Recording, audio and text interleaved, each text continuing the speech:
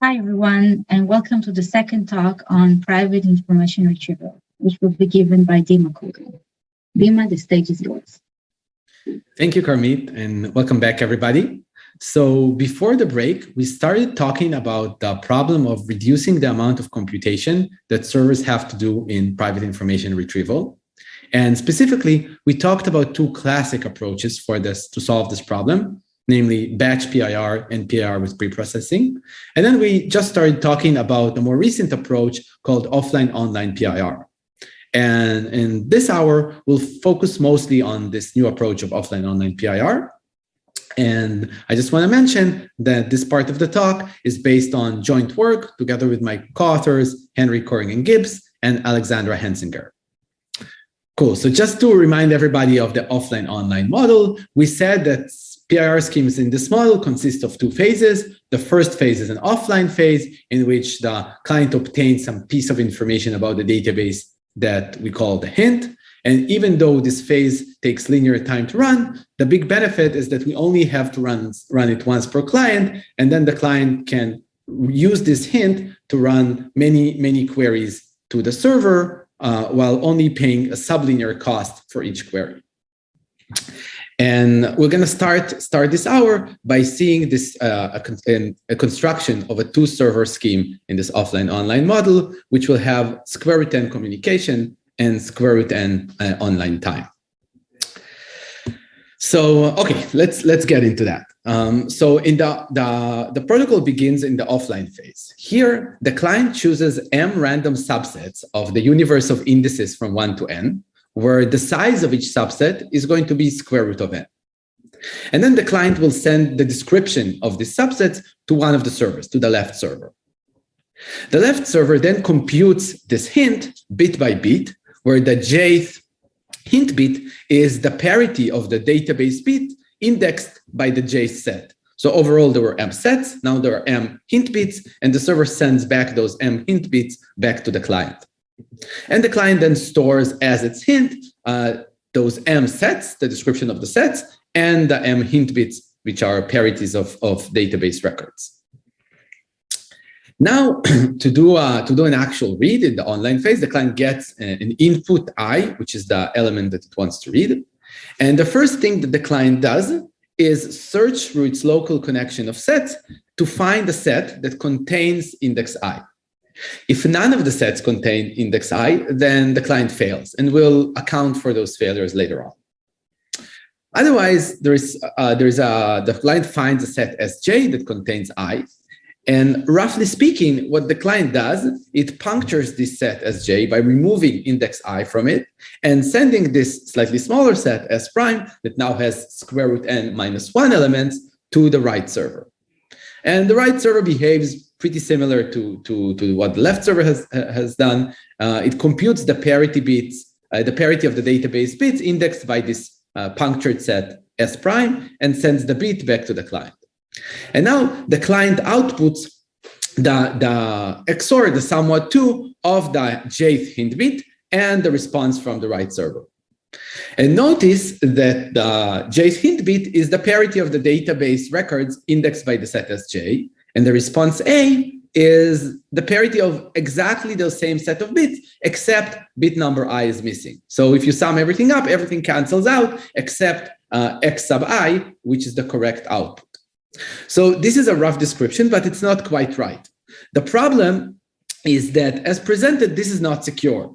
And this set S prime leaks a tiny bit of information to the right server. Specifically, the right server knows that as described, the set S prime never contains index I. So it can kind of make an educated guess that I is one of the elements not in the set S prime, and this violates security.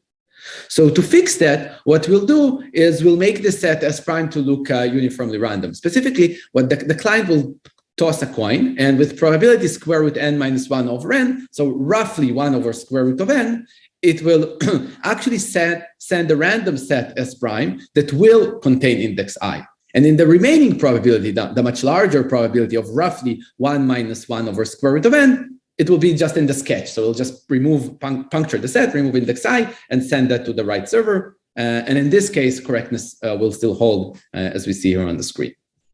So let's now see what did we lose and how we fix that by introducing this this coin toss. So there are two failure events that can happen and prevent the client from correctly recovering the bit of interest. The first failure event is that if this local collection of sets does not include index I, so the client cannot proceed, it doesn't have a suitable set. But to make things work, what we do is that we choose the number of sets to be about lambda times square root of n, where lambda is the security parameter. And if we choose in a number of sets this way, then the probability that this collection of m sets does not cover the entire universe of indices is negligible in the security parameter in lambda, so we only get the negligible failure probability. Then we have the second failure event, which comes from the fact that this correctness equation that we've seen, that everything cancels out except xi,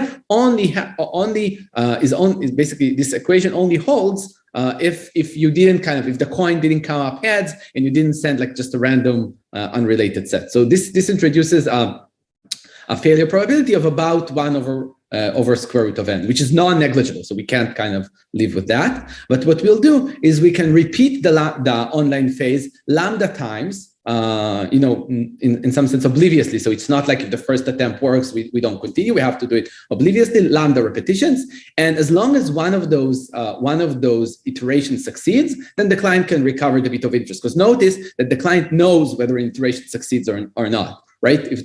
Depending on the coin toss, the client knows whether it's just like a dummy attempt or it's a real attempt that will result in the correct answer. And as long as one of those succeeds, the client is good to go. And this introduces a factor of lambda, multiplicative factor of lambda at the cost of the online phase.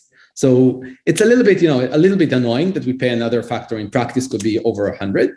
But in fact, in our paper, if we do something slightly more complicated, that we can avoid this blow up in the online phase, and we can achieve perfect correctness in the online phase. So we'll still have, this negligible failure probability from the offline phase, but the online phase will always succeed. And it's very similar ideas. I kind of invite you to look at the paper if you're interested how to improve that. Okay, so let's now analyze security, make sure that the scheme we constructed is secure. So security against the left server trivially holds. The left server just sees a random collection of sets. They have nothing to do with the secret input, so there's no problem here. And then in the right server, the way that we fixed this coin toss exactly takes care of the security. And to see a sketch of the argument, notice that what we claim is that the set S prime is now a uniformly random set of size square root n minus 1, a uniformly random subset of the universe of indices from 1 to n. And again, this is not a proof, but just to convince yourself, let's look at the event of whether the set S prime contains index I. The way we structured it is that it will contain index I with probability square root n minus 1 over n, and with the remaining probability, it will not contain I. And note that this is exactly what you would expect of a random set of size square root n minus 1 to contain any fixed index. So at least with respect to, including or not including I, this thing looks random. Obviously, you need to analyze the entire distribution, but that's the argument. Okay, that was security. And now in terms of efficiency, let's do the bookkeeping. So in the offline phase, the client sends a description of lambda times square root n sets. And naively, this would be too expensive because the size of each set is square root of n, and this would already be like super linear and would beat our purpose. But what we notice is that all these sets are essentially, they need to be random set, but if they might as well be pseudo-random set, and we can just compress them using pseudo-randomness, in which case the client would just send a seed to a PRG to the left server, and then the left server would expand the PRG to generate, to run the sampling procedure and generate the description of the sets. And this would save us on, an offline communication. And then on the download direction, still in the offline phase, the server just needs to send lambda times square root n bits. So the offline communication is, roughly square root of n. Then in the online phase, the client just sends a single set of size square root n minus 1, and it gets back a single bit. So the communication here is also order square root of n. In terms of the server time, well, in the offline phase, the left server needs to process the entire collection, there are lambda square root n of sets, each of them size square root of n. So overall, we get like a quasi-linear offline time for the server. And then in the online phase, the server just needs to process a single set. So we get roughly square root n running time. So that's the basic two server scheme.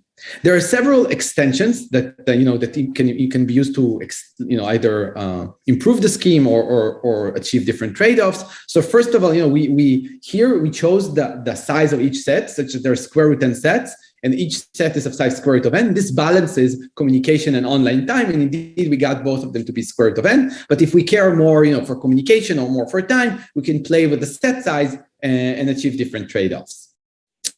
Second, and I think someone asked about it in the previous hour, there's actually a statistical security variant.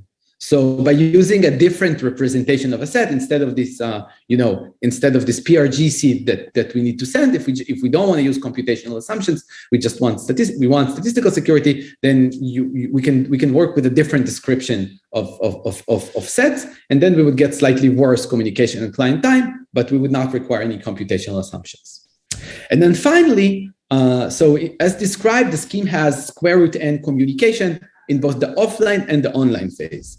And we can actually decrease the amount of communication in the online phase by somehow compressing the description of the single set that the client needs to send in the online phase.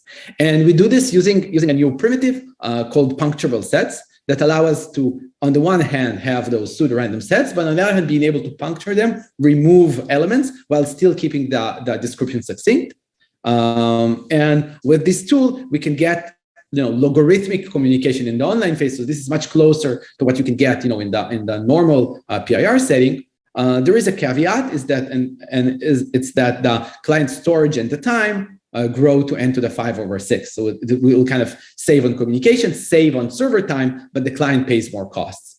And actually, there's a more recent work that showed how to avoid this blow up. So get back to square root n client storage and time with logarithmic online communication using a primitive called privately punctual PRFs that you can construct from lattice assumptions. So this is concretely, not super efficient yet, but this is a very interesting direction to trying to get everything, all the parameters of the scheme as tight as they can be.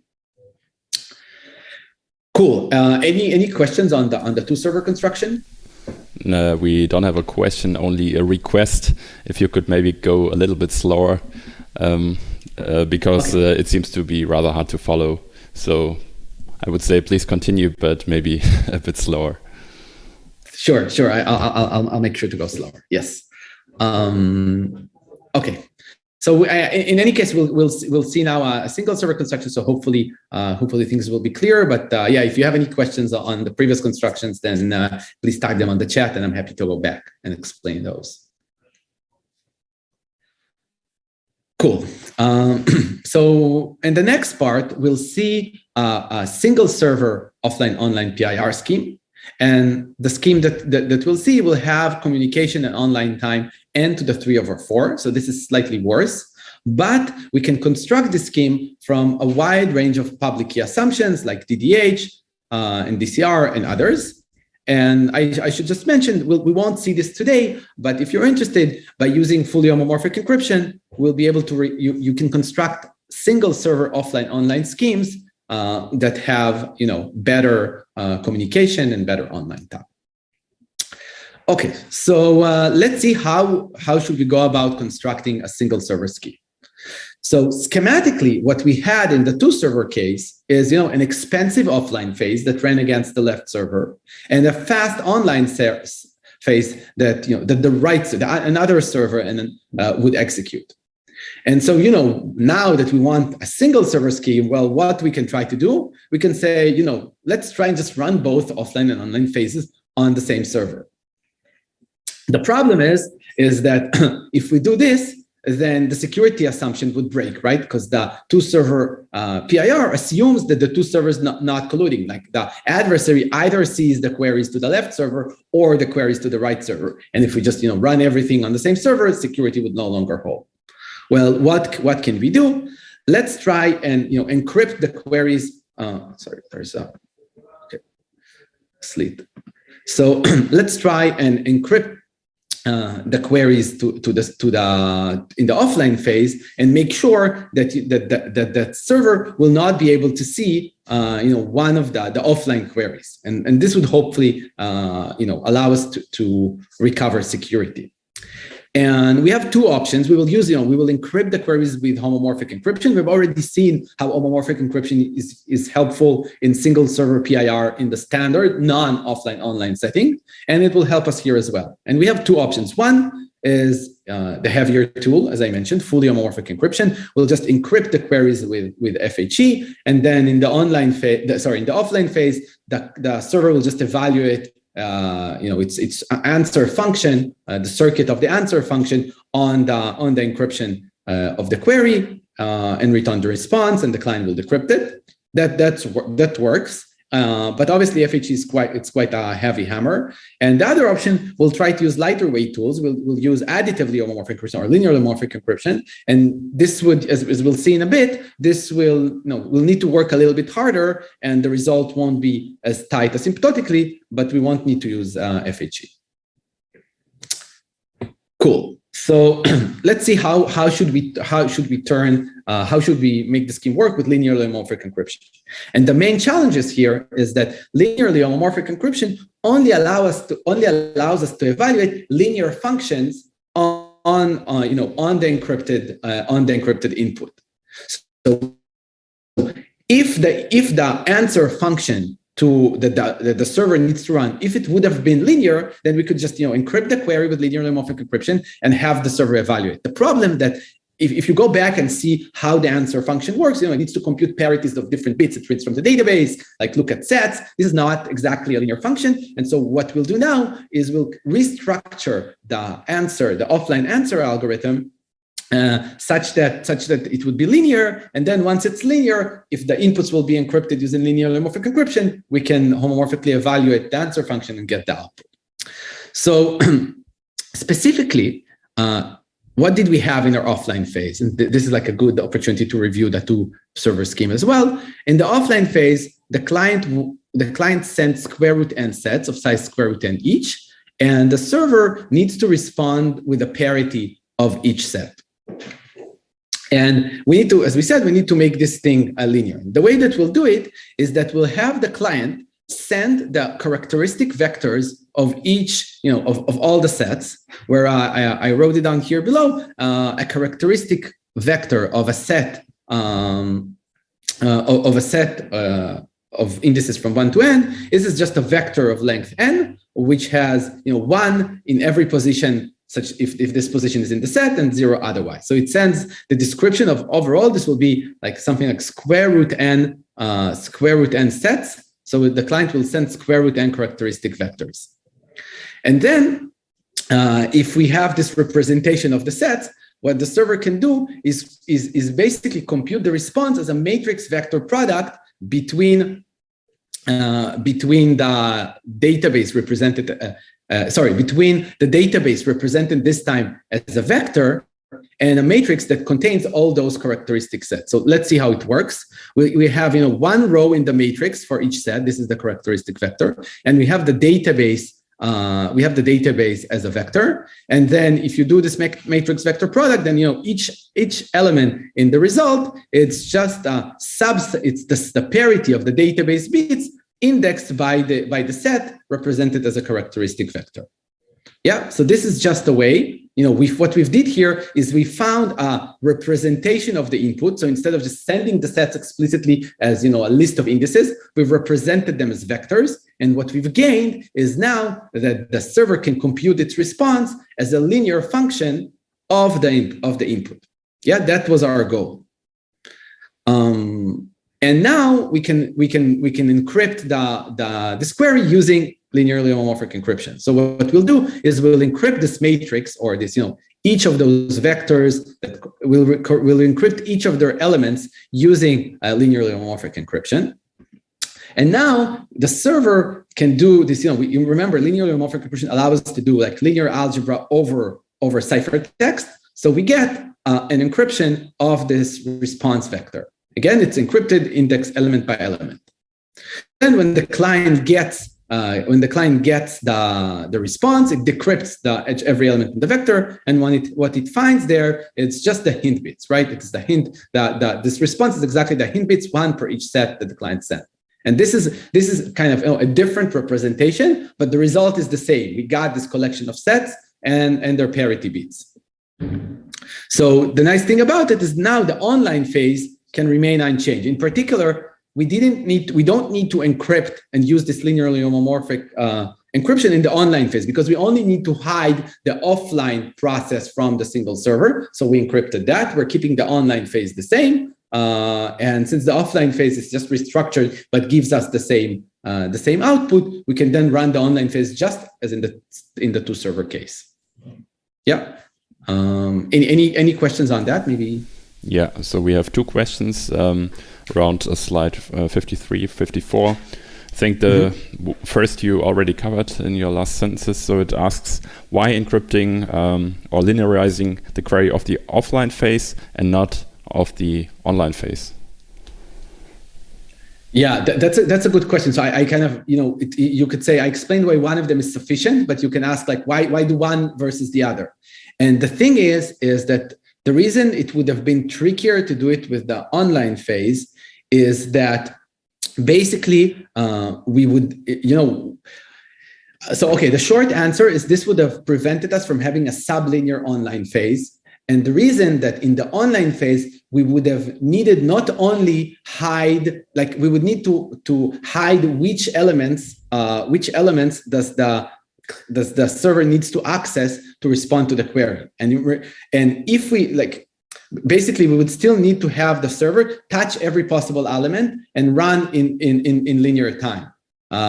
Because, and you can say, in both in the offline phase, we already kind of pay the price of linear cost. So it doesn't, cost us more to encrypt everything with linear homomorphic encryption and have the server touch every bit of the database as it responds. In the online phase, the entire thing is that we don't want the server to touch every element, but this would somehow contradict with security.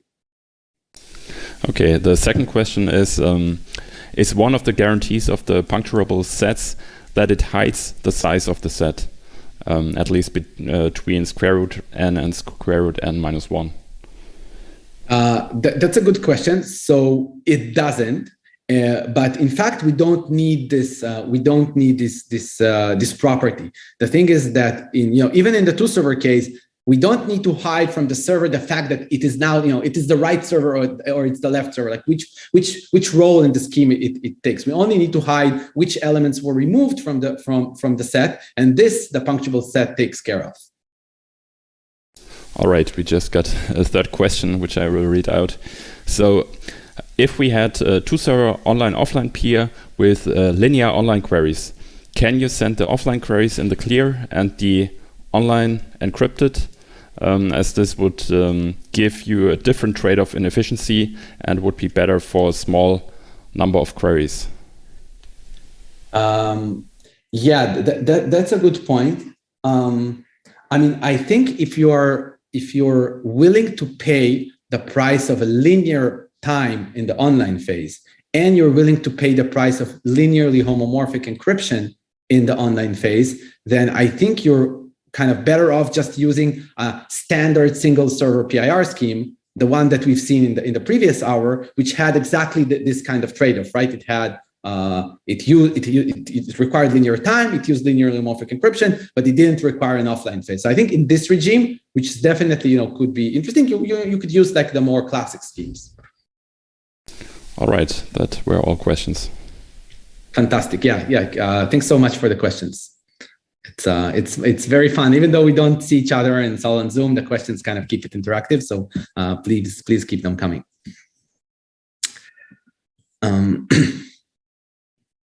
Okay, so let's maybe look at let's just analyze the efficiency of the scheme that we got.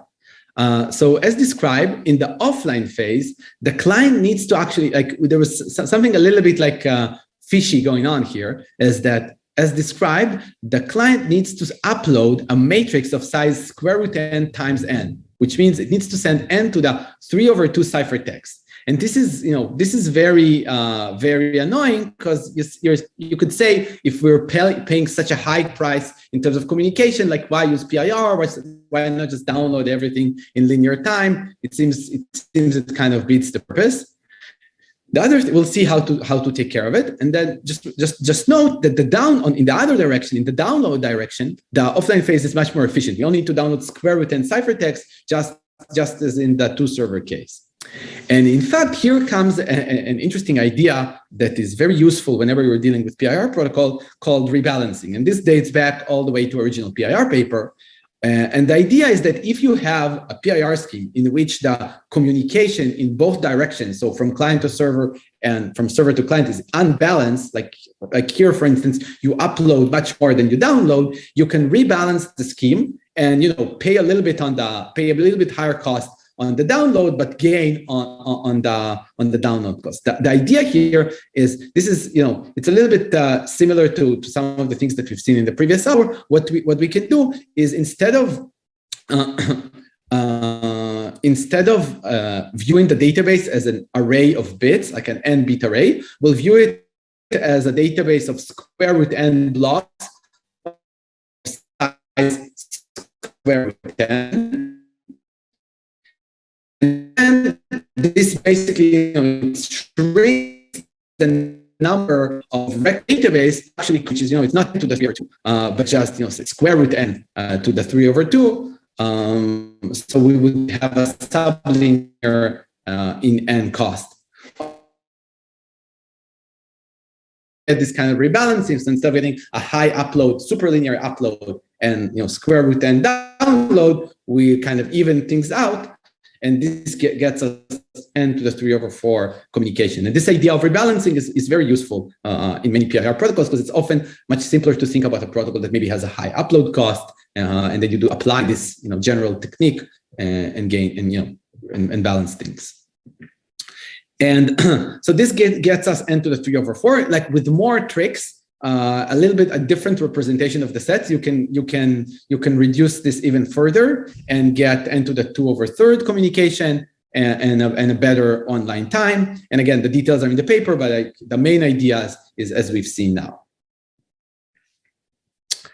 Okay, so maybe if are there any questions on this part? No new questions. Okay, fantastic. So let's see where we're at.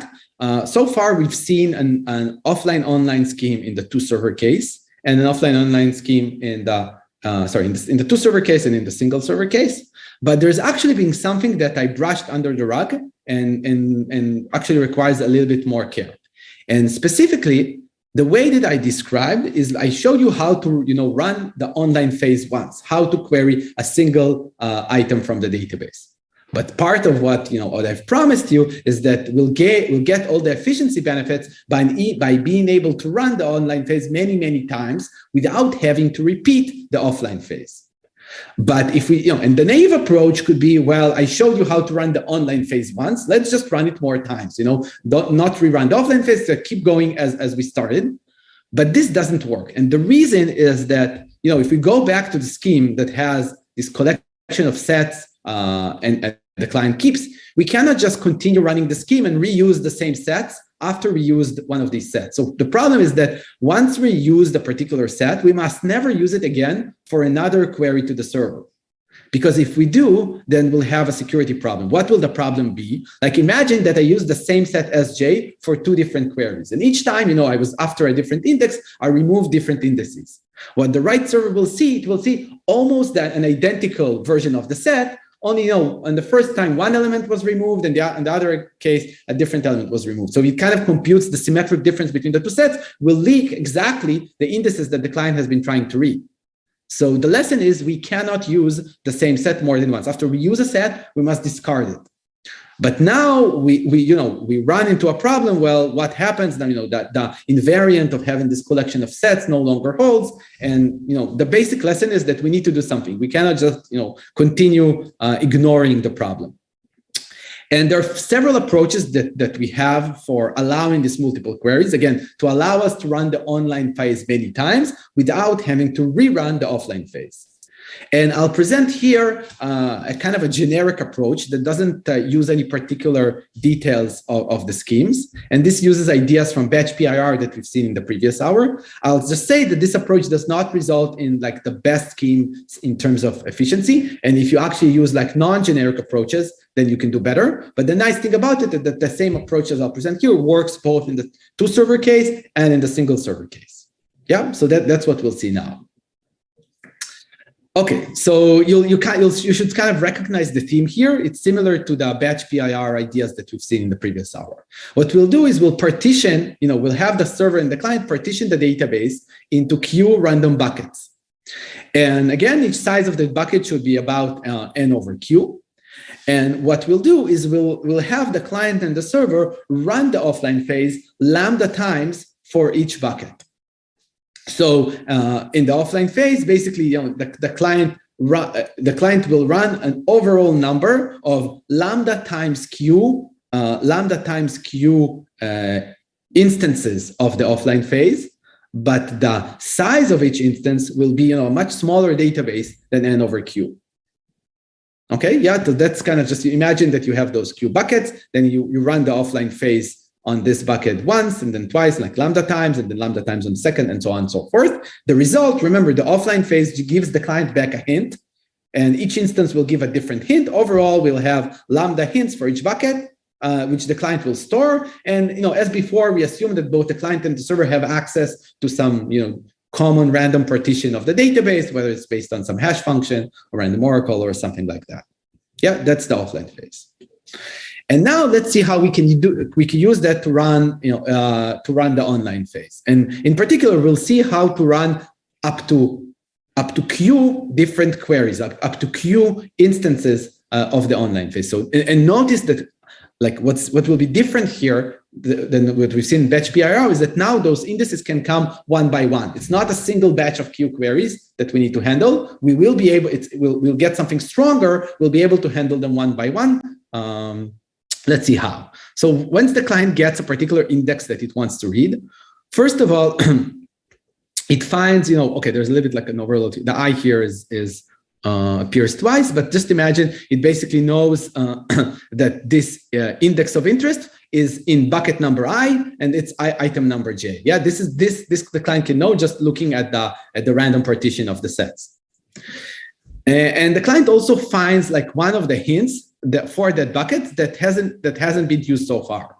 So each hint will be used only once, but hopefully there will be one that's still unused for that set. And now the client will use this unused hint HI to query its index of interest within the bucket, and will send it to the server. And it's just like either the right server in the 2-server case or to the only server in the single server case. And what the server does, it now runs the answer algorithm on the client's query for each of the buckets. So the client knows it only cares about bucket I, but the server doesn't know what I is. So the server just runs that same answer algorithm with respect to each of the bucket, gets back Q answers, and sends them back to the client.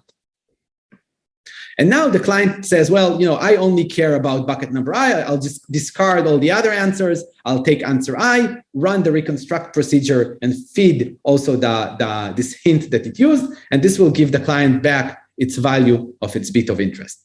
Yeah, that's the idea.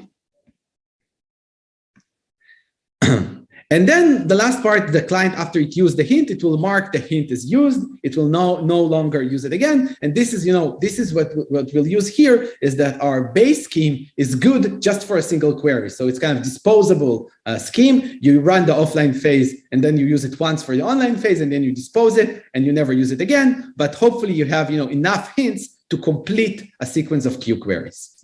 That's the idea. So let's see the analysis and see that everything's correct, and also did we get the right result in terms of efficiency. So in terms of correctness, this is very similar to how batch PIR originally works. The key observation here is that if you fix a sequence of Q input indices and the partition of the database is random, then the probability that you'll need to use the same bucket more than lambda times will be negligible in lambda. And as long as there's no overflows, as long as you don't run of those hints, those disposable hints, then correctness follows just from base PIRs, from the correctness of the base PIR scheme. And then in terms of security, what does the server see each time the client queries? It sees a single PIR query of the base scheme. And even though it doesn't know, that query doesn't leak which bucket the client cares about. And so the security just follows from the security of the base PIR scheme. Yeah.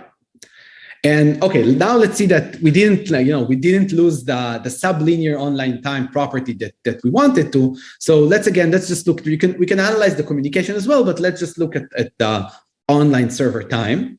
So the online server time of the new scheme T prime on a database of size n consists of the server running the answer algorithm Q times, but each time on a smaller database of size n over Q, the size of each bucket. And so if we plug in our square root n scheme and we choose Q to be cube root of n, then we plug everything here. So we get basically that the online time of the resulting scheme is n to the 2 over 3. And here you might ask, well, what happens if I want to run more than cube root of n schemes?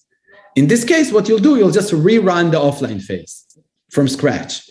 And know that it exactly balances out that the offline phase, its cost is linear, but you only need to run it once every cube root of n queries. And so if you amortize that linear cost, you get the amortized offline cost per query is n to the 2 over 3, just as the online cost. And so everything you can run it as many times as you want, rerunning the offline phase every cube root of n queries, then proceeding with that offline phase for cube root of n queries, and the entire the server time, the amortized server time per query is n to the 2 over 3. So we get that sublinear property that we want.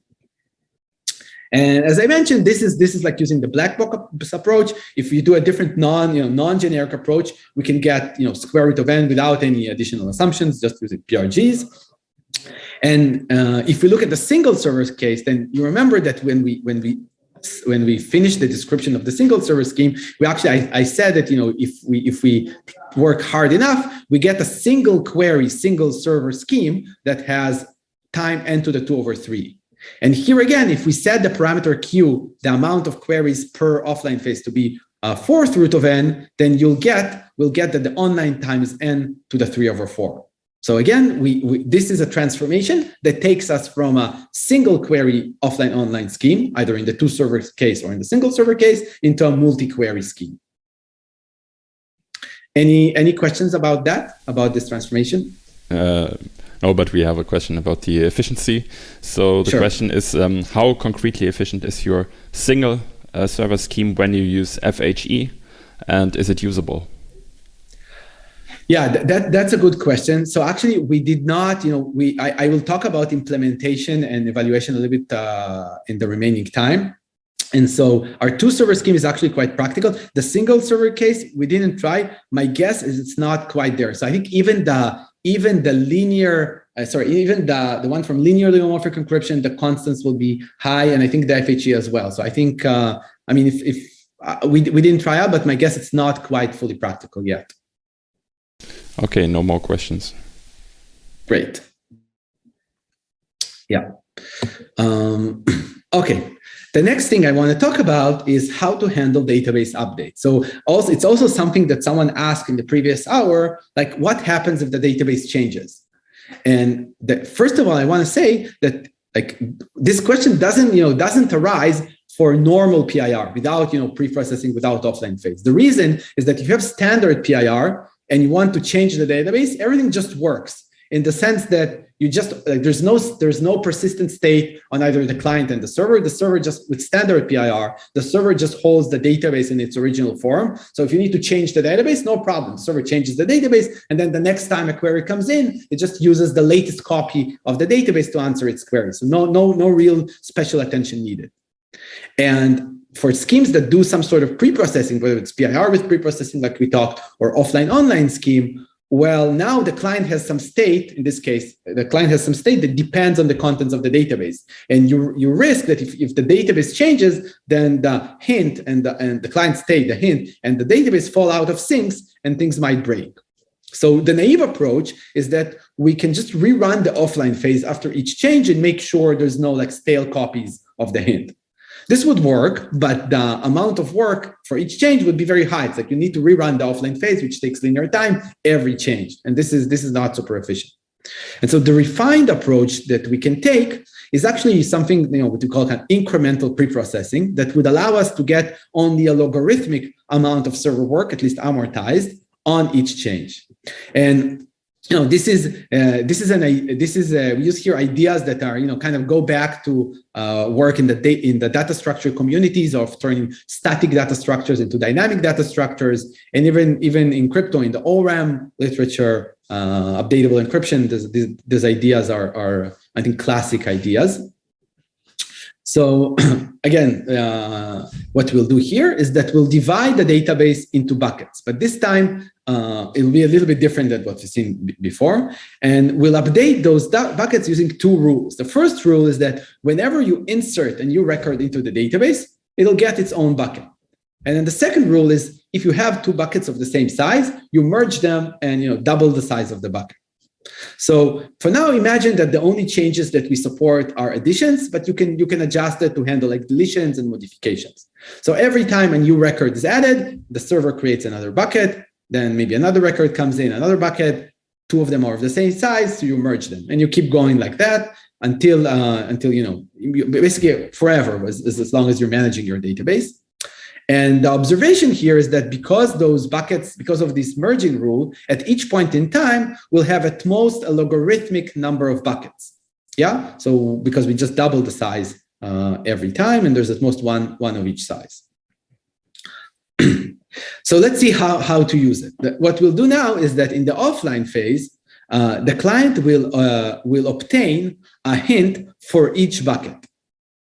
Right, so we have buckets of different size, and the client holds a hint. And when a new bucket is created, the client and the server run the offline phase only on the new bucket. So you don't need to repeat the offline phase from scratch. You just run it on a new bucket, and you get like the delta, the new hint. And the idea here is that now we only have a logarithmic overhead in terms of by handling updates compared to a database without updates. The reason here is that every record is only preprocessed at most once in each bucket. So you kind of, every record as it travels between the different bucket sizes, it gets preprocessed multiple times, but at most log n time. So it's not like for every bucket you need to rerun the entire preprocessing. You only get a logarithmic overhead overall. And then in the online phase, when the client wants to read a particular index, then first of all, it maps it into the right bucket that it knows the structure of the sizes of the buckets. It knows which bucket that the input falls into. And then it sends a query, an offline, like the query of the offline online scheme with respect to that bucket. And again, to hide the size, which bucket it is interested, it can also send queries like dummy queries for the remaining buckets. And the server answers all of these queries, sends back the responses, and the client can recover the value from the relevant response. And here, actually, because the sizes of the buckets are like exponentially decreasing, if you do the math, then it turns out that the overhead that you get from having those log n buckets is actually only multiplicative constant because the sizes are decreasing. And so we paid only multiplicative constant in the online server time by allowing updates as compared to just the static database case which we started with. Yeah. Any questions on that? Yeah, so regarding the updates, we have a question. If it means that the client obtains all the history of XI if XI was updated. That depends. I think naively we could say the way that we described, we only described additions. So you can imagine like things. You in this sense you can maybe think of it of getting the full history. Recall that in this setting, we don't really have any privacy requirements for the server, so we don't really care about those, but you can imagine somehow adjusting things to take care of it. Yeah, we could. I think even those OPRF ideas that we mentioned, I think you could actually use them if you care about like deleting history or something like that. It's a good, interesting question. And a second question from a few slides back. Would it maybe be possible to use the answers for the other buckets, maybe together with the hints already there, to generate new hints? Yeah, that's actually, so I'm not sure if this was meant by the question, but I think it's a very good point. In fact, if you recall, I mentioned this non-generic approach to handle multiple queries, and it actually uses ideas of that same, of exactly that type. So, from even without, updates, there is a way of actually updating the hint from the answers. And this is something that we do to get a non-generic approach. So I think that's a clever idea, whoever suggested it. Yeah. Okay, that were all questions. Great. Okay, and I should mention then, if we don't like the logarithmic factor, there's actually an upcoming paper from, I think, Sebastian Angel's group that develops more efficient incremental offline-online PIR. I think it's going to be in Usenix this summer. Okay. Okay, actually, let me, I want to mention the lower bound. I might skip the proof because I want to talk a little bit about implementation. But I should just mention, I kind of said it before, but we can actually show that in some respect, our schemes are optimal. And specifically, we show that every offline-online PIR scheme in which the server store the database in its original form, and it uses, C bits of communication and online time T, it must have the product of the two must be, at least linear or quasi-linear. And this shows us that the square root n schemes are in some sense efficient. I wanna emphasize that there is hope that by maybe combining some ideas from PIR with preprocessing, in which the servers encode the database and don't store it just in its plain original form, like the lower bound doesn't capture that. So maybe this is something worth looking for in order to improve on this. Cool. So that's the lower bound. I will keep talking a little bit about the lower bound proof, and it's in the slide, so I think you can look at it. But I want to talk a little bit about evaluating PIR, and specifically, let's put offline-online PIR to the test. So one thing that together with Henry we've done is we've actually built a system that uses PIR for something called safe browsing. And then we integrate, I'll explain what it is, but we basically build the system. We integrated it with a Firefox browser. And we wanted to see, how does offline-online PIR compares with more traditional, DPF-based PIR, in the plain setting, not in the offline-online setting. So you might recognize the screen that you get in Chrome or in Firefox that warns you of that you're about to visit a dangerous website. It could be something that's used for phishing or for spreading malware. And this is based on a system called safe browsing that Google and a couple of other providers operate. And the way that the system works today is that basically Google, they crawl the web and they collect a list of dangerous URLs that they consider to be malicious for one reason or the other. And they have this database of around 3 million, or maybe by now already 4 or 5 million URLs. And they store for each URL, it's SHA to 56-bit hash, not just a hash of the URL. They do some kind of normalization, but that's essentially it. And then your browser, whether it's Firefox or Chrome, before it fetches any resource from the web, it could be a web page, a JavaScript, or whatever, it checks the hash of this URL against this remote list. So there are a little bit like caching going on the client side to avoid the client talking to the server each time, but we can kind of ignore it for now. Schematically, what happens is that basically the browser hashes the URL. It takes some short hash prefix and it talks to the server to check whether there is a full entry on the list that starts with this prefix. This is the prefix mechanism is to give a little bit of privacy which it does help. But the basic problem with safe browsing, for which we'll use PIR, is that these lookups, these safe browsing lookups, leak information about the user's browsing history to the server, to the service provider.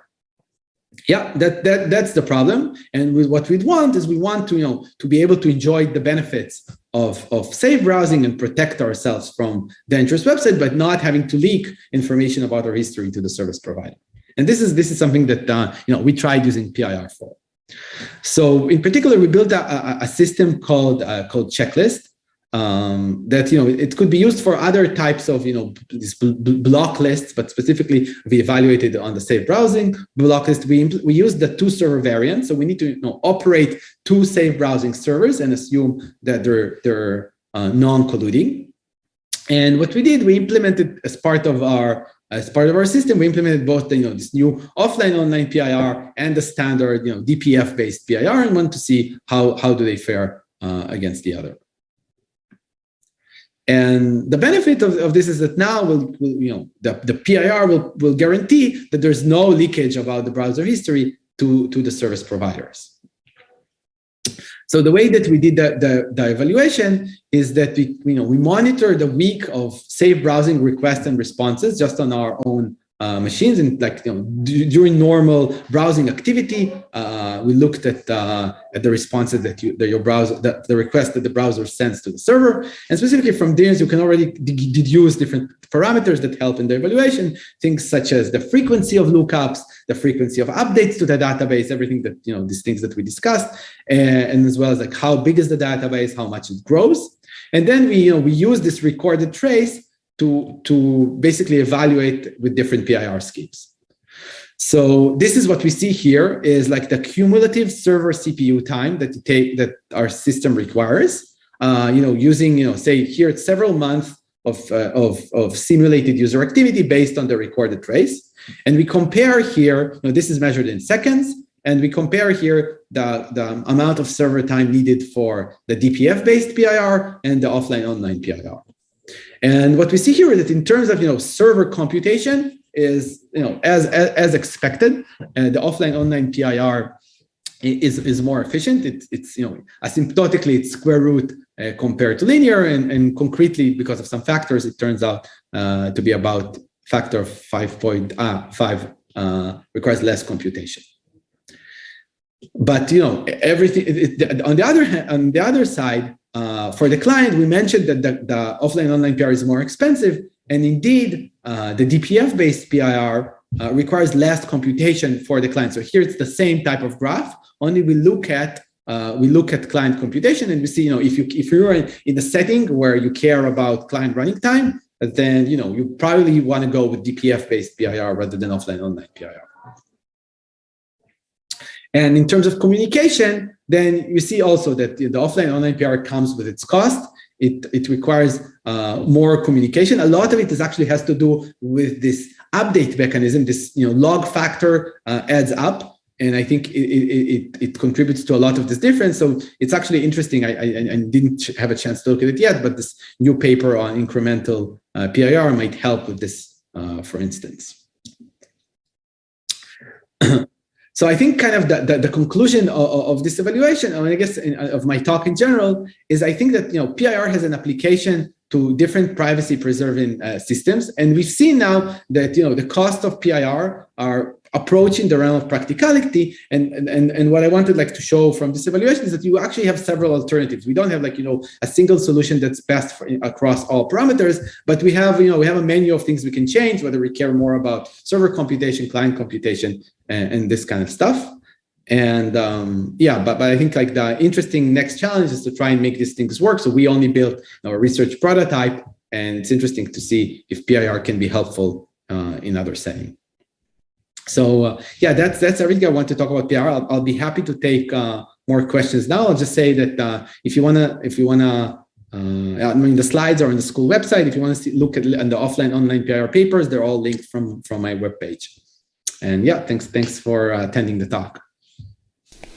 Thanks. So no questions yet, but I may ask one myself. So in this safe browsing application that you mentioned, in terms of communication, how does it compare to the naive solution? I think if you have like 3 million web pages, and you probably can truncate the hashes that you send to the client a bit, so you would have a database of maybe 50 megabytes. And I think your peer schemes also required in that order of magnitude. So how do you justify then using peer instead of the naive solution? Yeah, that's it. I think this is a very, very good point. I think so. I think we actually did the calculation. It does turn out that PIR still save you on communication compared to the naive approach of the downloading. So I think if I remember correctly, at least like a factor of 2. I think it's still more efficient than download the entire database, even if you truncate the hashes. So I think if you fix the rate of false positives that you want to have, then you think you still gain something by using PIR. But I completely agree that in this particular application, I wouldn't rule out just the naive approach. I mean, it's not. I don't think there is a benefit of using PIR. For instance, like if you would just include the entire safe browsing list, it would maybe I think more than double the size of the mobile, the APK to download the app. So it's not it's not negligible compared to the size of the application. But I think that for other applications, that's I think why I'm excited about it. I think that there are other applications where PIR could be much more helpful, and where the naive solution would be out of the question. Okay, thanks. And maybe you can comment a bit on latency. So as a client, if I type in a URL and press enter, I want it to show up like in 10 milliseconds or so. And what if I run the peer protocol, even like the lightweight online phase, like how much does it add to the latency there? Yeah, that's another excellent question.